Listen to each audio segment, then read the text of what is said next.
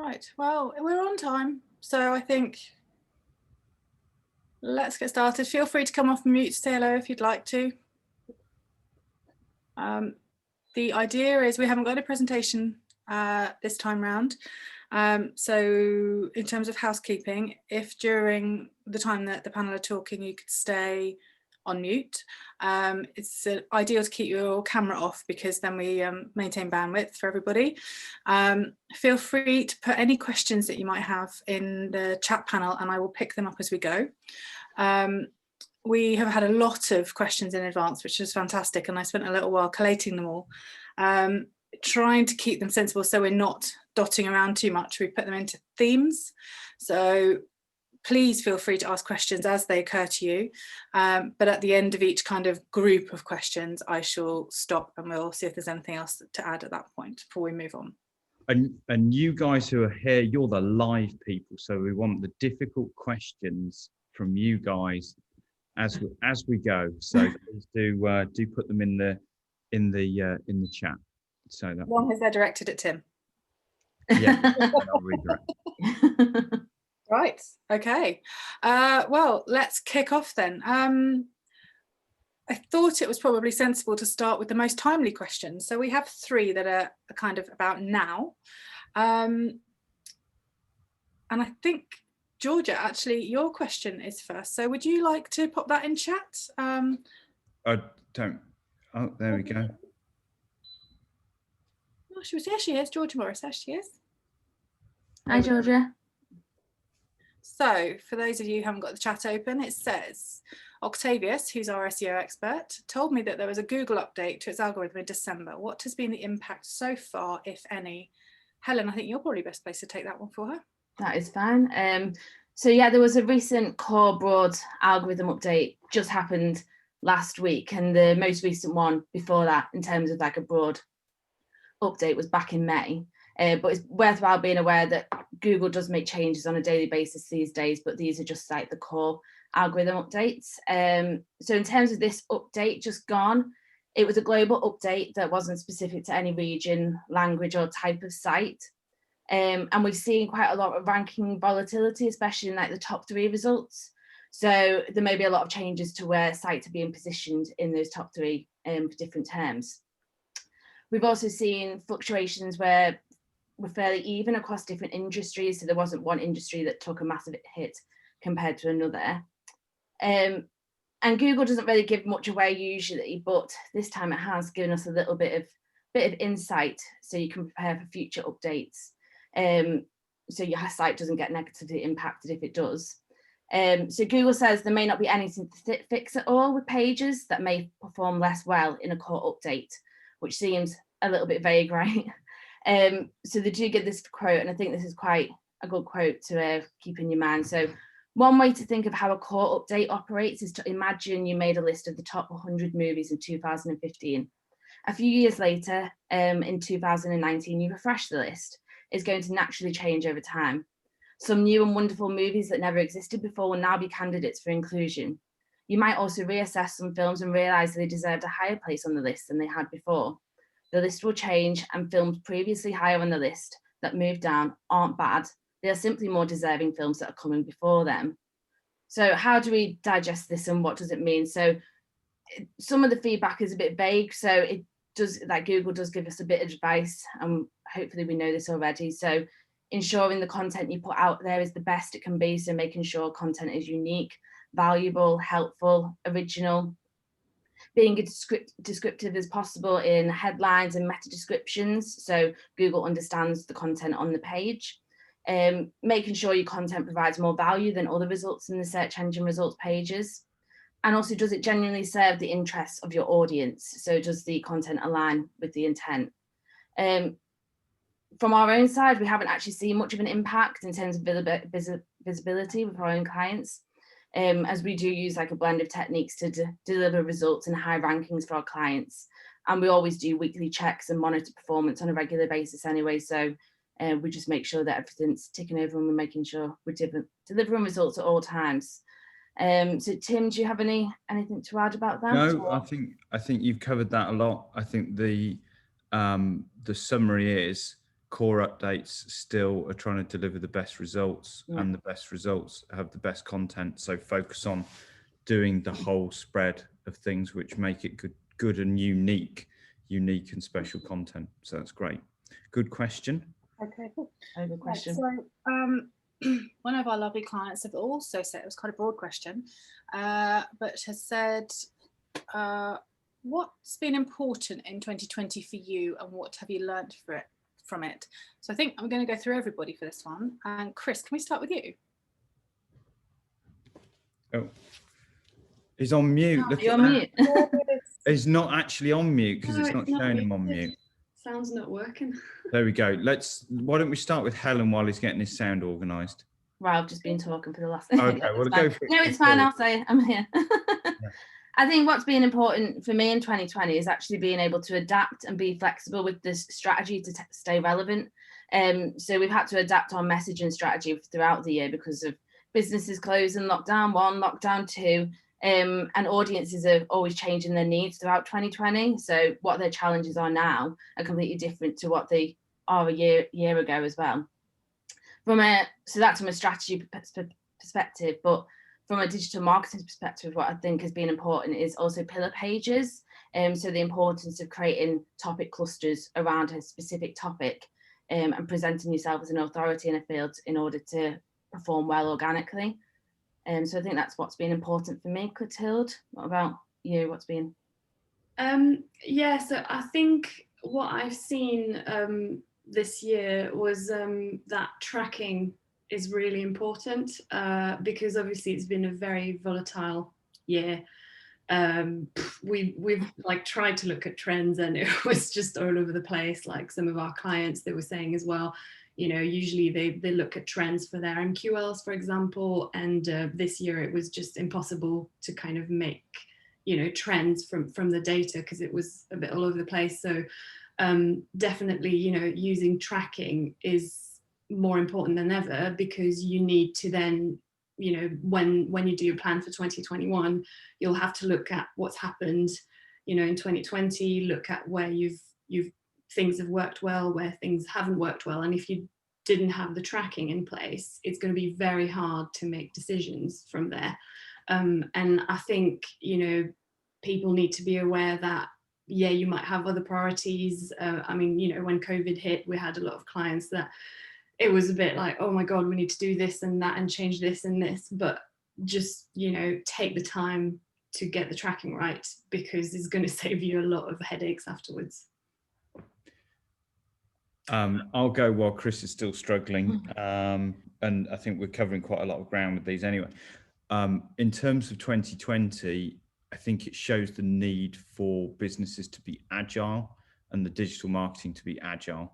So the biggest thing was nobody saw it coming. I don't know anybody who foretold COVID, and therefore agility was vital because you had to move, you had to change, you had to adapt, whether that was changing to market conditions that were falling or rising, or whether you had to change what people were using your products for. I can see Laura's on the call, and so you know those guys had to change what the primary products were going out and things like that. So I think that agility is really important, and having that desire to also do some experimentation. As Clotilde says, often there's not data to support where do you go from here, and the problem with that is that then you have to take an educated assumption as to what's going to work, and you have to be bold enough to then do that. So yeah, it ties into Clotilde's thing as well about tracking, but yeah, it's you need that boldness, you need agility, and you need to try, experiment quickly and track it, and then if it's not working, stop doing it. If it is working, do more. So I think Chris is still battling his computer and might have to drop off and come back on unless he's going to type out a reason. Ah, there we go. Yeah. You just had us all worried for a minute. The joys of being live, eh? I know, just building the tension. Yeah. Go for it, Chris. What's been important? Yeah, no, I just wanted to build on what you were saying, Tim. Just, I think for me, you know, it's been a huge year. And I think the way that consumers' habits have changed, from everything from their research to their purchasing to their workplace and everything, is completely different. And I think it's really important as marketers that we respond to that instead of just assuming it's going to go back to a normal, whatever normal might actually mean. And I just think, fundamentally, like you say, we have to stay agile. We have to stay reactive to these situations. Unprecedented. Yep, it's good. Great. Thank you, everybody. I realised a few minutes ago that we're so used to doing these events, webinars for our clients who already know us. We haven't introduced ourselves to those people on the call. Oh, who yeah, don't. true. So could we just take a moment before we move on to the next call, just for everybody to introduce themselves? I'm happy to go first. Most of you will have at least seen my name on screen because I've been badgering you to join up. I'm Zoe Dunn. I'm the Commercial and Marketing Manager for Innovation Visual. And my role is to kind of split between sales and marketing for the agency. So we have my colleagues who are the clever ones. We have Helen. Do you want to say something about yourself? Yeah, I'm Helen. I'm one of the senior digital marketing executives at Innovation Visual. So I work across a number of clients delivering digital marketing. So from B2B clients to B2C clients. So I work closely with all the clients on developing their strategy and delivering on the tactics. So Chris, do you want to go next? Yeah, sure. I'm also a senior member of the delivery team, but I'm focusing more on HubSpot and inbound. So you'll probably hear me talking an awful lot about inbound methodology and conversational marketing and things. Clotilde? I'm Clotilde. I'm a digital marketing consultant, so I also work across a few clients, but I also look at kind of making sure that we're performing for all our clients, that we're following the right strategy, and we're delivering the work based on what they want to achieve, basically. Tim, up to you. Okay, so I'm Tim, and I'm the founder and CEO of Innovation Visual. So that kind of describes my role of leading things. And I realised that now I'm getting so old and long in the tooth that I've actually been doing digital marketing longer than one of our employees has been alive, which is quite a shocking thing. Believe it or not, it's been going that long, the internet, but that was started with a dial-up connection. So that shows how long ago I've been using it. Some of the people don't actually know what a dial-up connection is. So I lead the team of, I think we've got 14 employees and then some additional contractors. So very proud to work with these guys. So yeah, we should move on and rattle through. Thank you. So now we've taken that little hiatus, we've got the kind of twin of the first question, which is now we've talked about what's been important in 2020, what trends do we foresee coming in 2021? So how about we start with Chris this time? Can you hear me this time? Yes. Perfect. So obviously, off the back of 2020, it's been a pretty unusual year. I think we're going to see a big divergence in how certain industries either kind of recover or thrive or have to adapt to whatever's coming next. And I think that for us as marketers, that's really important, because it's more important than ever to understand who our customers are and who our prospects are, which is why inbound is going to become an even more fundamental part of what we're doing, because we need to start to understand that, like we said, consumer behaviors have changed. We're talking B2B or B2C. The way people are approaching our businesses is completely different, and we have to adapt to that and make sure that we're producing high quality content to be pulling people in and really driving that inbound engine. Great, thank you. Clotilde, you got anything to add to that one? I think I've got a bit of a gloomy view of 2021. I'm afraid that's my French French character here. I think it's going to be quite hard 2021 for some businesses, and as Chris said, some of them will thrive, but I think we need to be aware that some businesses have already collapsed, some of them will potentially collapse as well, and we do work with a lot of B2B companies, and so I think that this might affect, for example, the cost on a paid platform, because I think if you're in if you're a B2B, you're going to try to reach other businesses, but if there's less of these businesses in the market, it's going to be harder to get leads. So, you know, you might need to pay the same amount of money to get less leads, or even, you know, pay even more, because if your competitors are still here in the market, it's going to be the same amount of people going for less leads. So I think, you know, we need to be aware of this, that it's going to be tough. You're going to have to attract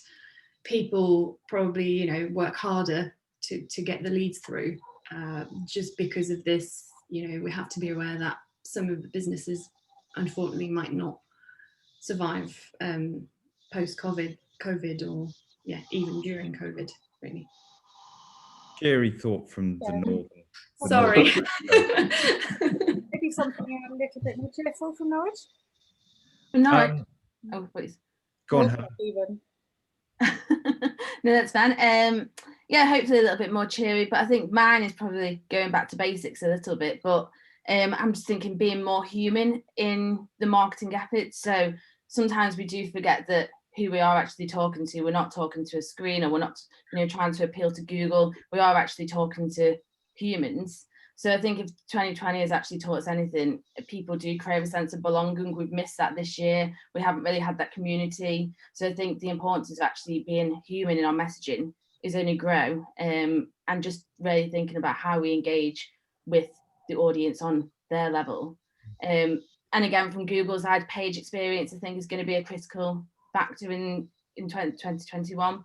But this is not about serving like Google again, it's about serving users and providing the very best experience to our users, and then you'll get rewarded by Google. So I think that's what is going to be important. Great, thank you. And Tim, Yeah. anything to add? I think I'd echo it's about being human when it comes to marketing messages. And I would also agree with Clotilde in that it's going to be hard. I also think it's going to be hard because it's going to be very volatile. So I think that we're going to see big swings, and I think individual businesses, individual markets are going to see big swings. We saw that this year. I think there's more ripples in the water from things like Brexit and such like. But I also think that there's a big opportunity, because when there are downturns, if you increase your share of voice beyond your share of market, and you overinvest in marketing, when the market does bounce back, you will get a disproportionate upturn. And all the data, and I've done quite a lot of analysis for things like the 2008 recession, and also going back to the 80s and 90s recession. And I was coming out of uni at the point when the jobless total was some of the highest that the UK had ever seen.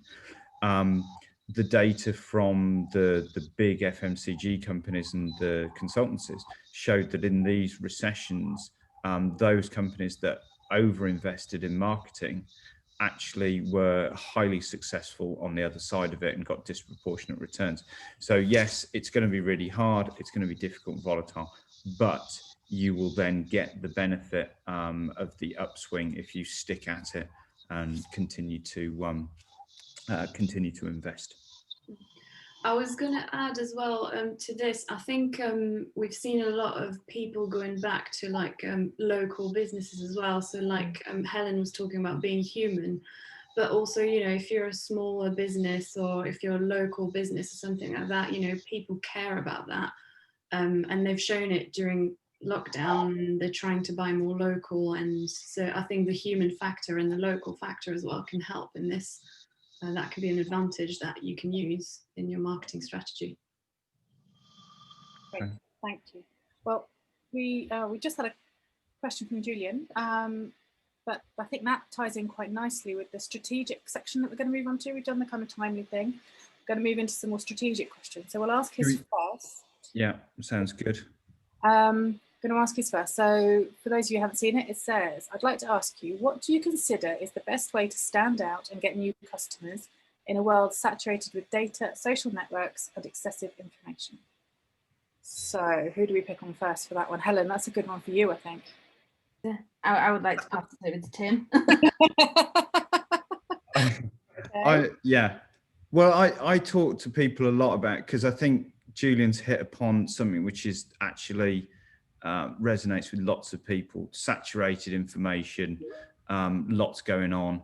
I think that, how do we do it? I think it's about being exceptional. I think it's about not just volume, not just quantity, it's about quality. I think if you focus down on quality, and if you really understand who it is that you want to talk to, you just be laser focused in terms of how you engage with those people. So you want to own, I think, the content in a small niche.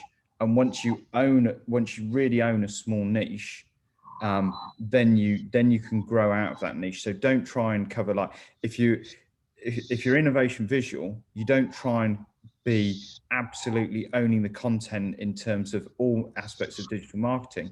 You may be focused down on the niche of inbound and marketing automation, like become the go-to place for something like that. And I think that's the way to start cutting through the noise.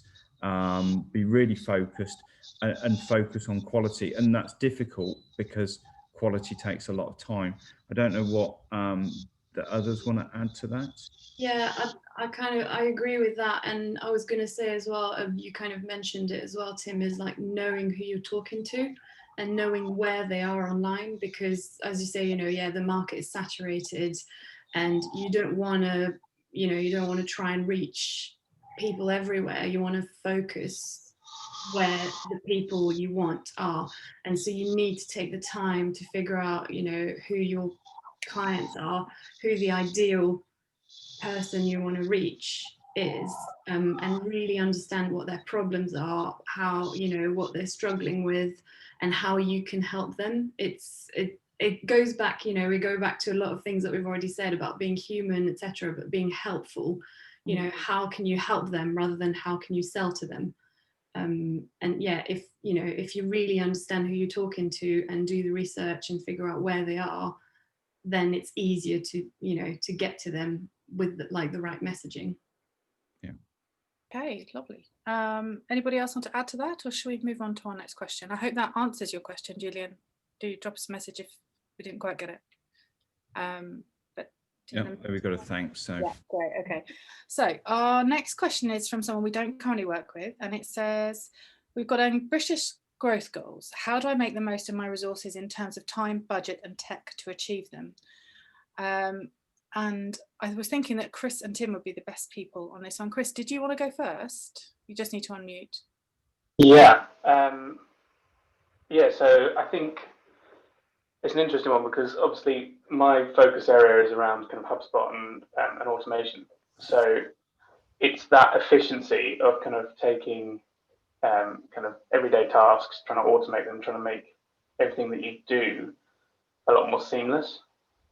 And I think, we hire really, really good people to work in our teams, and it's about freeing those people up to do better work so that you can grow.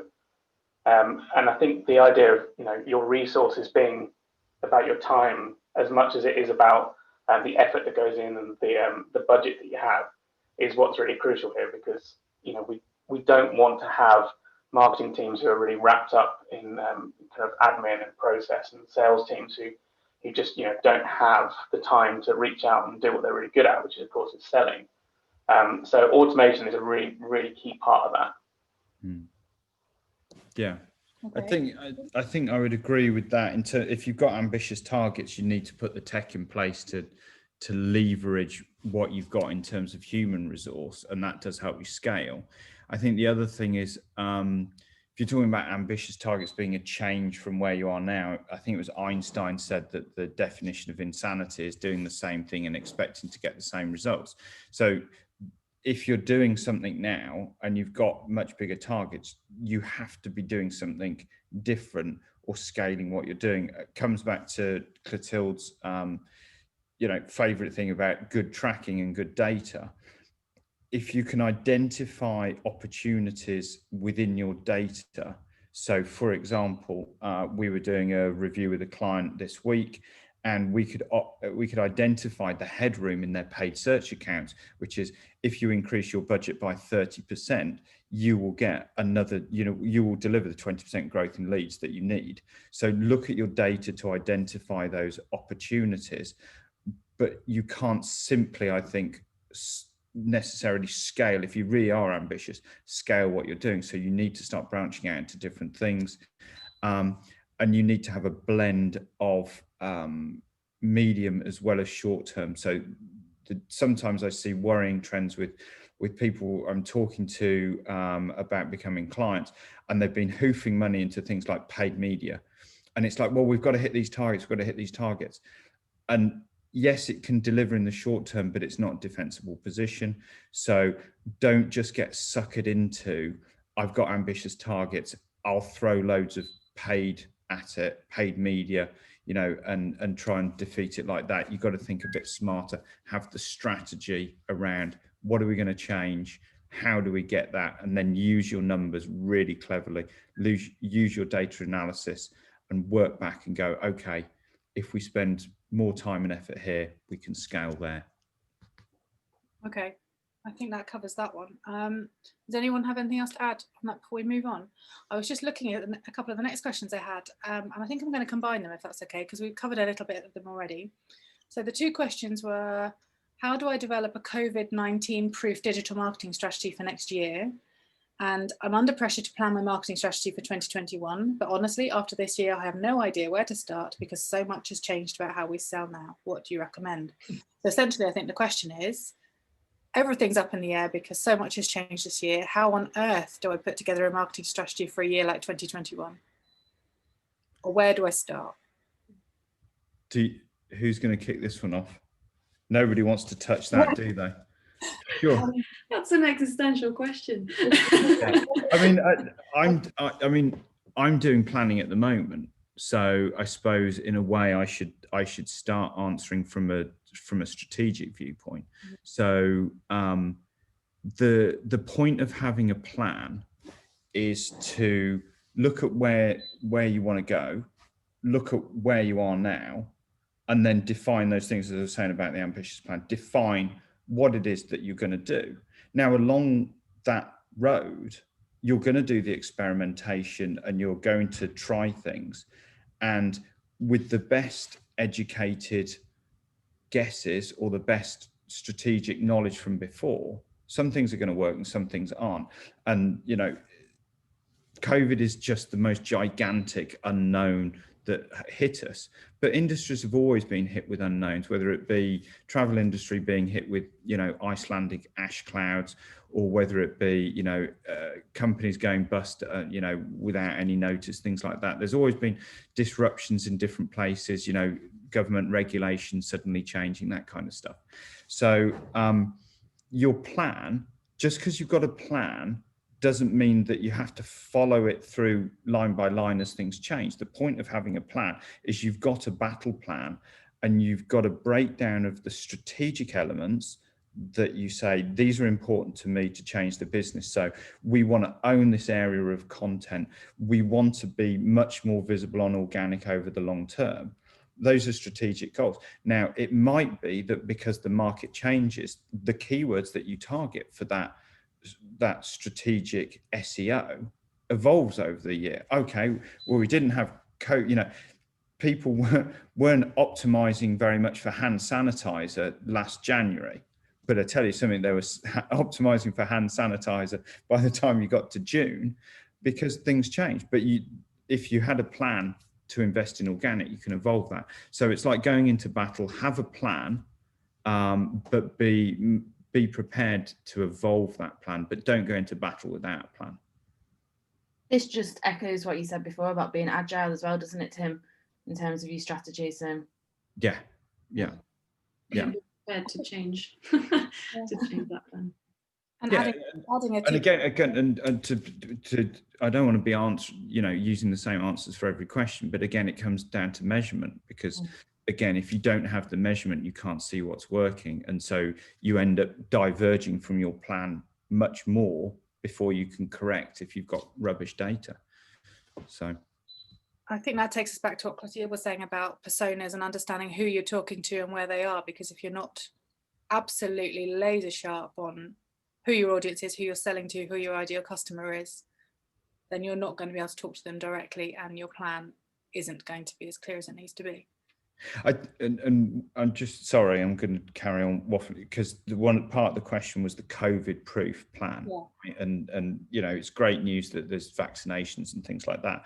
But actually, if I was a CMO of another business and I was doing my 2021 plan, I would actually extend it, and I would have and our business plan is going to have this, what we want to get to by the end of 2022.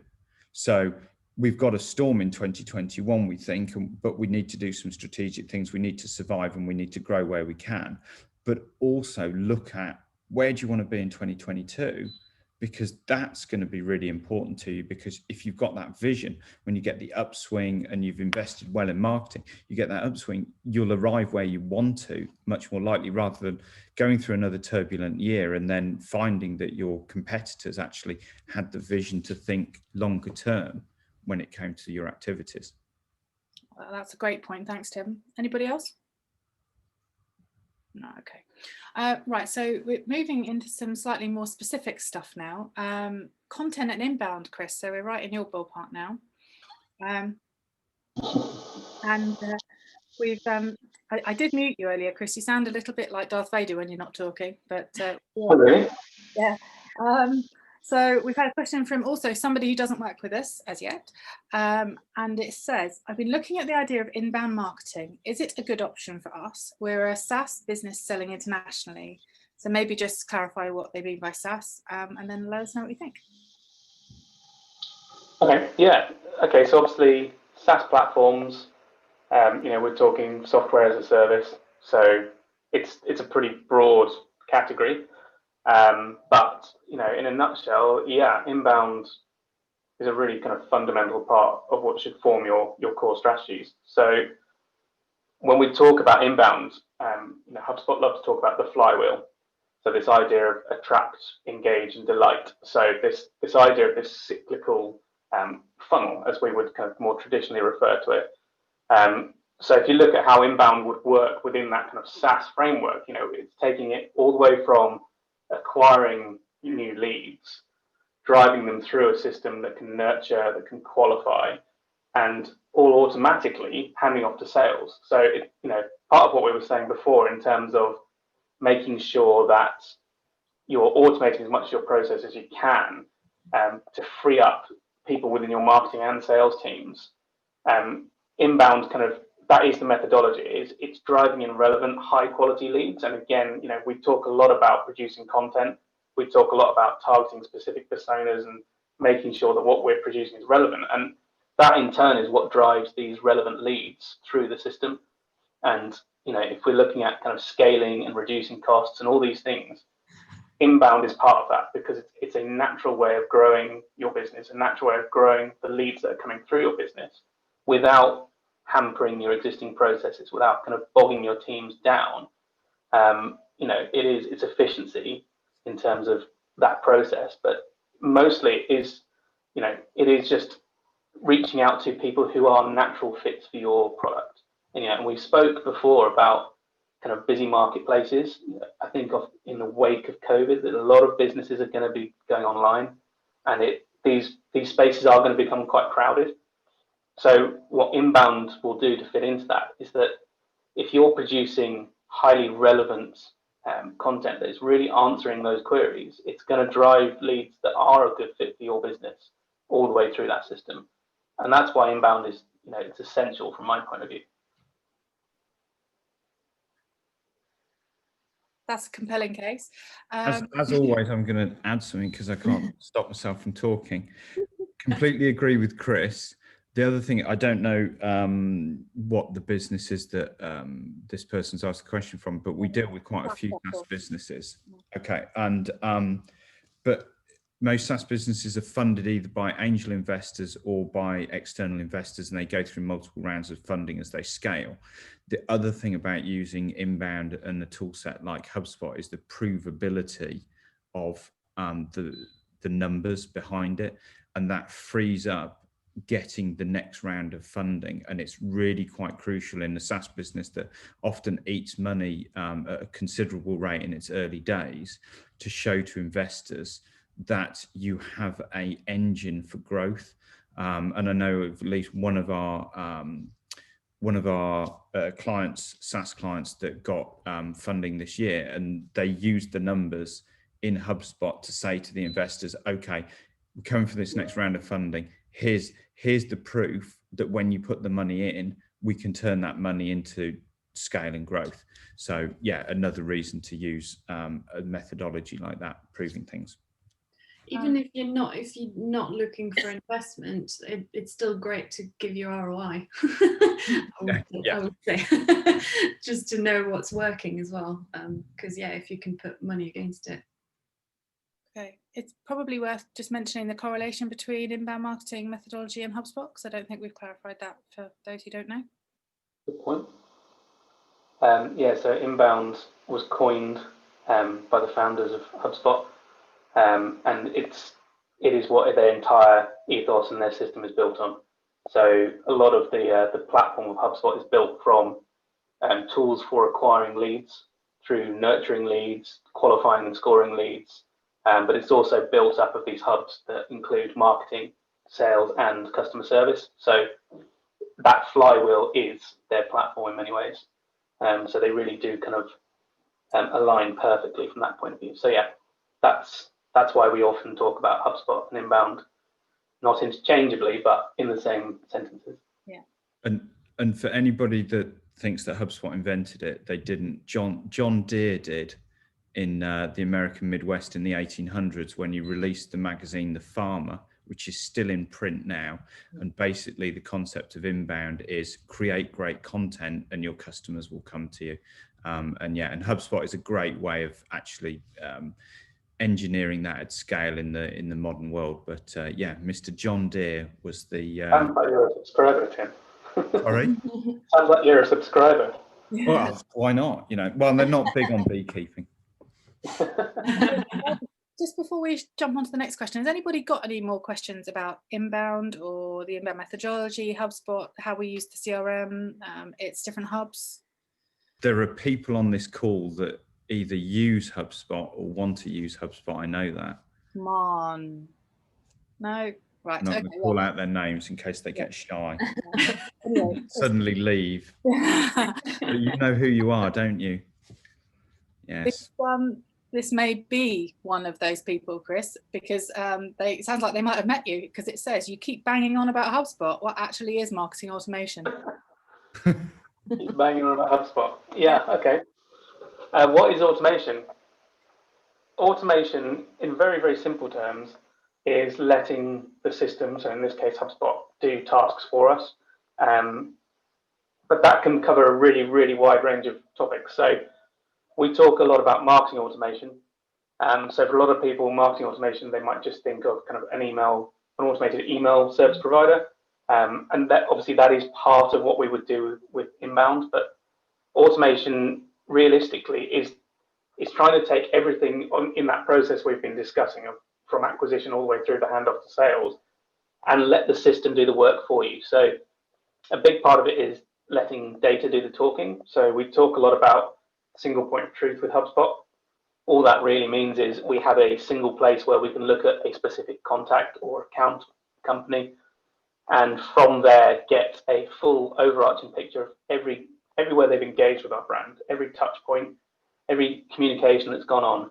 And the power that brings is it's exponential, because on the one hand, that data allows your service team and your sales team to really know that lead, to really understand the customers and prospects.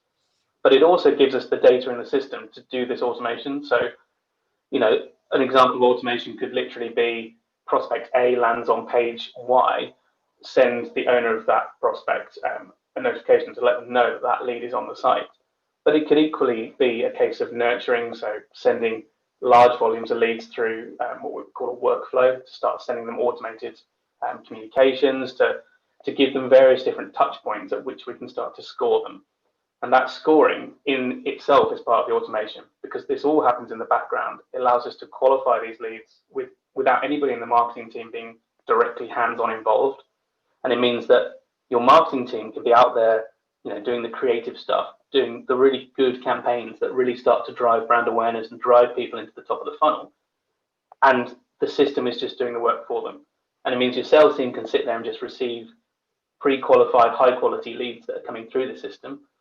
And no one is having to deal with that interface, that kind of, sorting out of leads coming through. It just happens naturally in the background. So in a nutshell, automation is just taking everyday tasks and letting the system do it for you.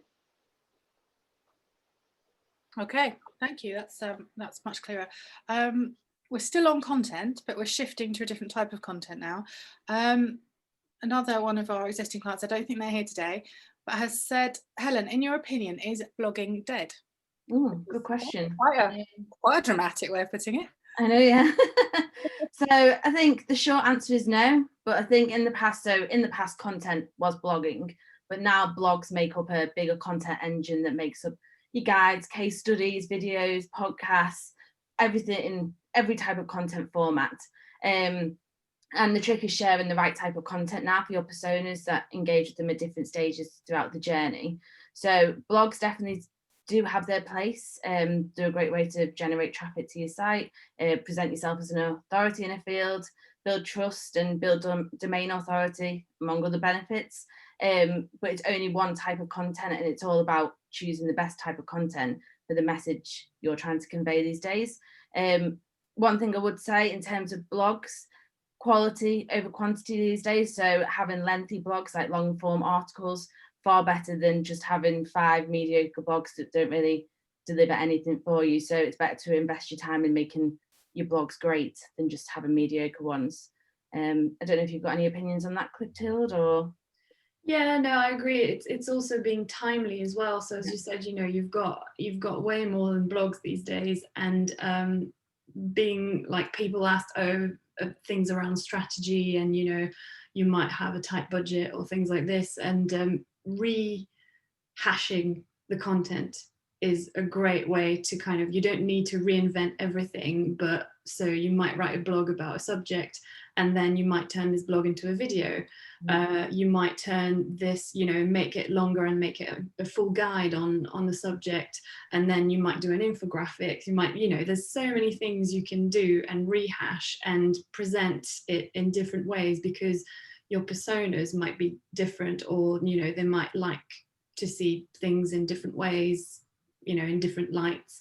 And it also, they might be at different stage in the buying journey as well. So it's all about, thinking about this, like how you can help them in the best way possible, and trying things. Don't be afraid to try things. But no, blogging is definitely not dead. Bad content should be dead. Yeah. Is it safe to say that blogging has its place, but it's no longer, I think you probably said it in a different way, but no longer the be all and end all? It's just a part of a content strategy that includes social posts, pillar pages, in-depth articles, gated content, white papers, all that kind of thing. And then each one is pitched to deliver for a different purpose to a different type of audience member at a different stage in their journey. I mean, I don't know whether people can remember as far back as like 5 years ago or even 10 years ago. I mean, the novelty of stuffing a blog on the corner of a website, that the rest of it was just, look at us, aren't we great, service or product pages. We've come a long way where the blog was a differentiating factor that, we've got a blog, it's far different. So it's alive and kicking, but it's part of the mix now. And I think goes back to Julian's question actually about cutting through noise, and what Helen said about it's far better to spend more time on one fantastic piece of content than lots of drossy bits of content. One thing that I was going to add as well is, don't forget to promote your content, because a lot of people are like, oh yeah, they've got a plan, they've got great content, they write it, and I've written it now, that's it, and they'll push it once on social and then that's it. They never push it again. You should spend 1/3 of your time creating content and 2/3 of your time pushing and promoting the content. Keep promoting the blog, keep telling, telling about it to people, tweet about it, push it on Facebook several times. People will see it at different times, and and as we said, it's a busy marketplace. It's like the internet is very busy, so people will need several times to actually notice it, so you need to keep pushing and keep pushing it. Yeah. And not just your recent pieces either, re-promote like pieces from that are still relevant or evergreen, like now from a year ago. Still has their place. Anyone who follows our social will notice that we do that on a regular basis. That's my fault, sorry. Right, so are there any other questions about content blogging? We do have another one around the same topic, but did anyone that's on the call want to shout now? Can't see anyone typing, so we'll move on, but do keep typing if you are, and we'll pick it up with you shortly. So Cotille, this is from one of your clients, I believe. Says, I know I need them, but how many personas should my business have? I don't really know how to identify them properly. So you've obviously been saying you need personas. Yeah, you do. And now they're admitting they don't really know what you're talking about. People always want numbers and specific numbers. How long should my blog be? How many personas do I need? It's a good question. Obviously, you don't want to have to deal with too many personas, because otherwise you're not focused. So we've been saying, you need to be laser focused and you need to focus your efforts. So if you've got like 20 personas, you can't deal with it, you can't focus your content. So yeah, you've gone probably too granular. So usually they kind of recommend to have about 4 to 5 personas maximum, but I think it's all about what you can deal with. For those who are not familiar with personas, a persona should be an ideal representation of your, like, a customer, or the ideal prospect. So it's not all the customers you already have, and it's not all the people you might be pushing content to at the moment. It's like an ideal, like, who do you want who do you want to have within your customers. I've done like a blog about it. I think I did a video as well about it, so I think we should probably share that with people if they want to hear me talk more. But yeah, so you can't have too many of them, so basically what you do is you identify the ideal people you want to talk to, and so if you have about 4 of them or 5, that allows you to kind of distribute different content and personalize your content based on who you're talking to. So to kind of identify your personas, you have to think, a lot of people think about demographics. Oh, okay, so like, I don't know, she's called Isabel and she's between 30 and 40. She lives in London and she likes Starbucks and she buys from Waitrose or whatnot. It's great, and it can give you some great insight on who people are, and then when you write the content you can kind of put yourself in their shoes and kind of try to think how they think, but it doesn't really help you to help them. And so what you should really focus on most is, okay, what does my persona want? What is their problem? What are their pain points? And so it's there's a kind of formula that is used as jobs to do. So they have a problem, and from this problem it gives them a job to do, and so who can do this job? And if it's you, then great. And so that's kind of what is going to help you write great content, because if you know what problem people have, then you can present your content in a way that's going to help them, and you can write in a way that they're going to relate to, and they're going to think, yeah, this person can help me, I'm going to talk to them. So I think it's more important to do that rather than focus too much on demographics, and although demographics do help, And to do that, I know it's not easy. Everyone would be great and every business would work really well if it was easy. But try to talk to different people. So if you're quite a big business, try to talk to different people in different departments. Don't be afraid to bring data from different places. Your salespeople will know a lot, so they'll get loads of questions from, you know, prospects, from customers. Your customer service is going to be really, really useful for this. You know, they should tell you what kind of questions people ask, what do they struggle with, and don't be afraid to ask your customers. So pick, like, you know, kind of newish customers. So depending on your business, don't wait for too long, but then don't do it too quickly if, like, you've got a complex business. So like we were talking about SaaS businesses, for example, usually you might want to wait a little bit until they're used to, like, your product and your services and stuff. But yeah, don't be afraid to ask them, you know, what was going on in your life when you contacted us. Don't ask them why they contacted you, because they won't know. And if they tell you something, it's probably going to be a lie, because none of us know why we do anything because we're human. But ask them questions like this: what was going on in your life when it happened? And they'll kind of think how they were feeling and, you know, what the issues were.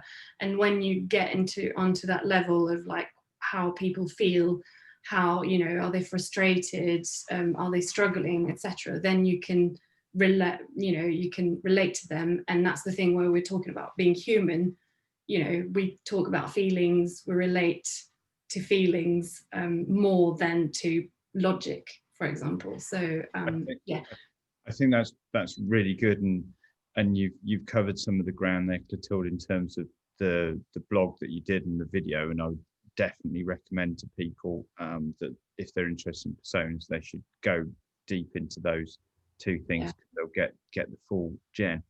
I just very quickly just want to say, problem-based personas will be really, really important for next year as well. We've been talking to clients already about this, some situations where somebody who might look on demographics very similar to somebody else may be in a wildly different problem scenario. And if you are treating these people as the same, you will not engage with them. You need to think about where people are from the problems, the jobs to be done. And actually, it's worth you doing a brainstorm for 2021. What are the jobs to be done that we want to target? So, but I'll let you read and watch Clotilde's excellent content on that. Okay, thank you both. We're a bit low on time. We've got another 10 minutes tops, so I'm going to skip a couple of more similar questions about content and move on to ROI measurement, if that's okay. So I think that there was a really interesting question. Tim, this is one for you, and made me smile. It's not from someone who we're working with, obviously. It says, how do I tell if my digital marketing agency is delivering value for money or not? What do you think? Sorry, there was a big Chinook flying over. I don't know whether you could hear it at the time, but it was making the windows vibrate in the office. So sorry, it's from someone we're not working with right now. Yeah. The question is, how do I tell if my digital marketing agency is delivering value for money or not? Okay, so I can do this one very quickly.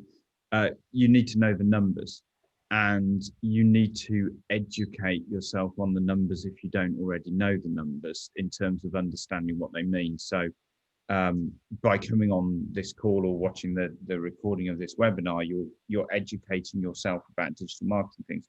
We've done, I think, a couple of these specific client training sessions on Google Analytics. That's your starting point.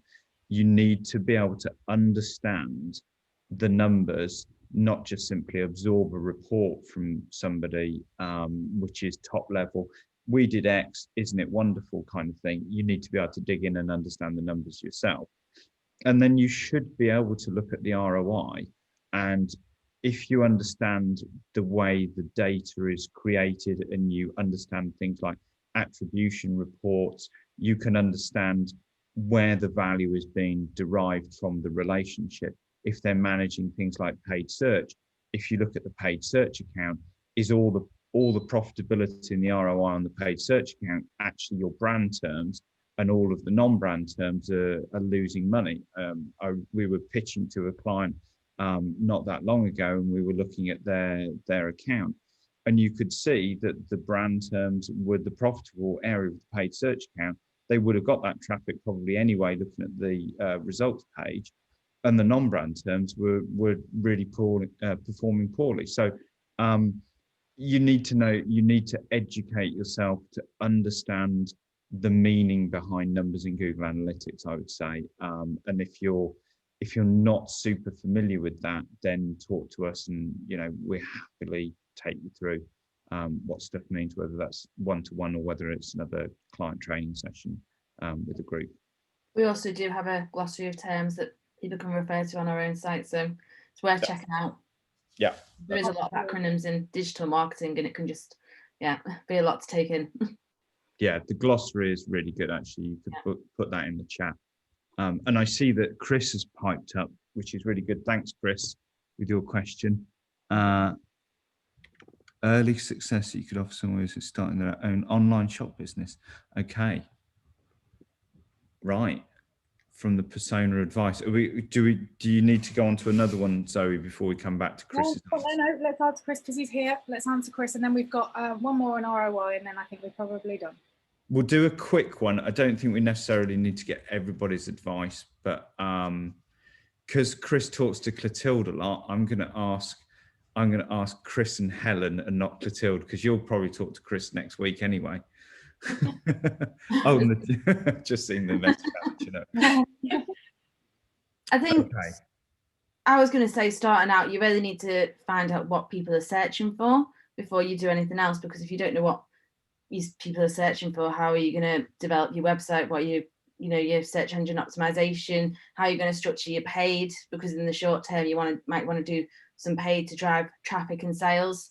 So always start with the data and keyword research first and foremost before you do anything else. And depending on how many products you're thinking of selling, you might only want to focus on maybe 20 priority products at first, if you want to deliver short-term results, or rather than trying to focus on 100 products. But yeah, that's where I would personally start. I don't know about you, Chris. Yeah, so I would kind of build on that and just say, understand who your customers are and what the interaction between them and your product or service that you're selling. So if you understand exactly what it is that your product is doing, again, this comes back to what Clotilde was saying about the jobs to be done, then you can understand what problem you're solving for them and build your content, build your strategy around that. Look to be helpful. Tim always loves to say, always be helpful instead of selling. And I think that's absolutely true. Even with a shop, if you are helping your potential customers, they will become actual customers. Yeah. I'll just add to that, echo that always be helpful. Focus down on a niche. Online shops are really competitive. If what you're going to sell is going to be on Amazon or Etsy or a big platform, you are up against some very difficult competition when it comes to things like organic or even paid. So circle in on a narrow area, but also invest lots in the peripheral content, and also invest in the positioning. So the why buy from us, the culture piece. So there are some really successful small niche online businesses that have really good followings because people believe in them. So there's a Poju or something like that, which are a environmentally friendly shoe company. They're not going after everybody that buys Nikes or Adidas, but they've got this following that now is getting obsessed about buying their shoes because they're entirely vegan, they're entirely made of natural products, there are no plastics in them. And they've found their spot and they've focused on that spot and they create content around that. So don't try and be everything to everybody.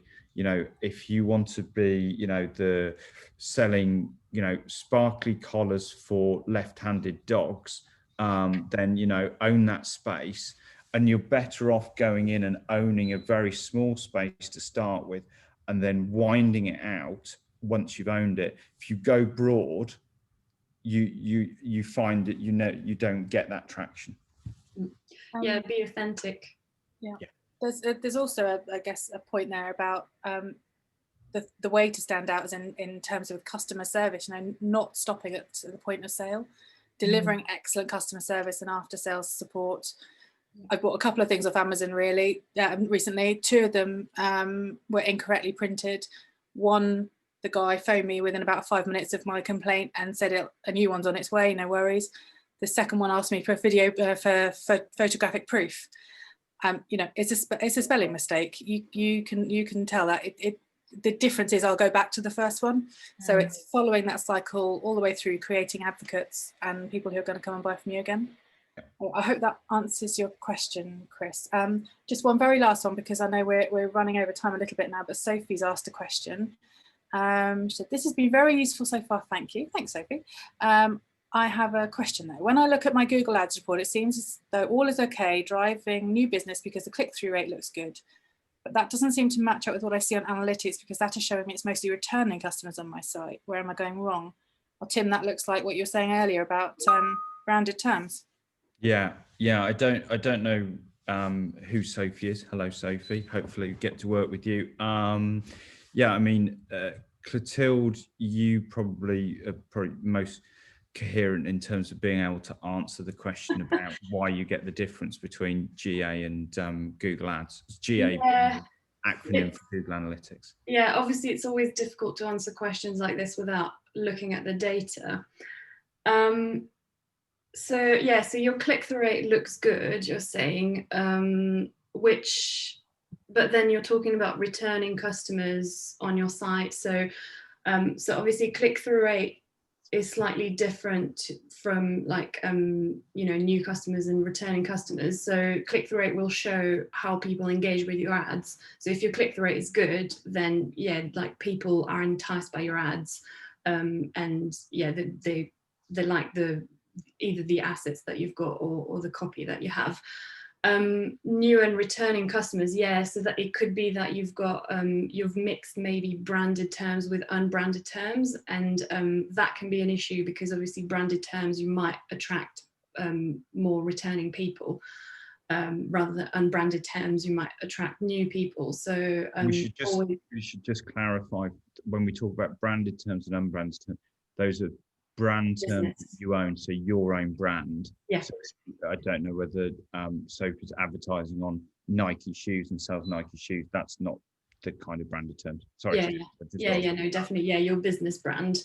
And obviously, they'll tend to perform much better, because obviously the whole of your site has your brand everywhere, so your quality score is going to be great, and people are searching for you. So always try to split these campaigns. It's fine to advertise on your brand, and there are strategies for this, but try to split them so that you can kind of see the difference in performance, and then you'll be able to analyze it a bit better.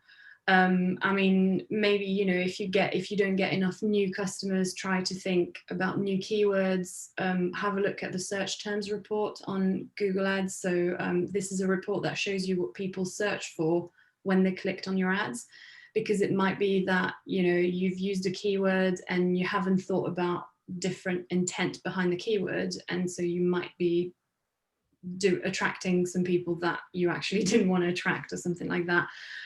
So have a look at what people are searching for when they get onto your ads, and you can add negative keywords if you want to kind of exclude some people that you might not want to. I mean, returning as well, it could be, I don't know if you do remarketing or not, but obviously remarketing is targeting people who've already been on your site. So if you're doing remarketing, these are only going to be returning customers. So try and split that as well. So if you do display advertising, you should split your remarketing campaign from other campaigns that might target new people, because it's all about the performance. It's going to be very different. Your messaging should be different as well. Obviously, when people know you, you can go a bit in more depth and you can do a different messaging. Whereas if they don't know you, you're going to need to be, kind of introduce yourself to them, and again, you know, show that you can be helpful. And so you're going to have to sell it a bit more. So there's different things here. I hope this helps. Obviously, Is that answering the question, Sophie? yeah, is that answering the question, because it's a bit difficult without seeing the data. Let us know in the chat whether that's helpful. Mm. Did we say where she's going wrong? There she is. Oh, that's helpful. Okay. So I think we've probably we haven't exhausted our list of questions by any means, but we've exhausted the time we've allotted ourselves, and I don't want to keep everybody later than we said we would. So thank you, everyone. Unless anyone got one last burning question for us? That you'd like? I'm going to ask each of the other members of the panel, what's the, in 1 or 2 sentences, what's the thing that people need to do more of next year? Helen, because you look so surprised that you thought I'm going to ask that. You're just going So what, in 1 or 2 sentences, what do people need to do more of next year? be Go. more human. I think just echoing Okay. what I said before, be more human. Cool. Chris? People need to engage more with people that are engaging with them.